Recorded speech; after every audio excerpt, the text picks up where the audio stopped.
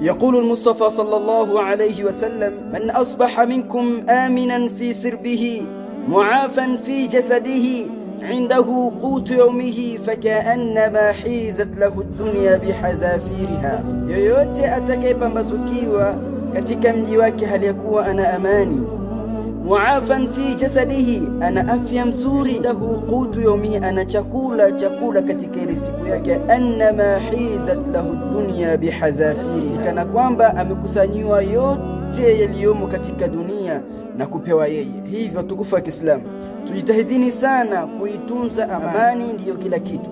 Kosa amani katika nchi, tukikosa amani katika jamii, basi maisha yetu hayatakuwa na raha. Na walikuja watu kwa Mtume sallallahu alayhi wasallam wakauliza, ni muislamu gani au ni uislamu gani ambao ni bora?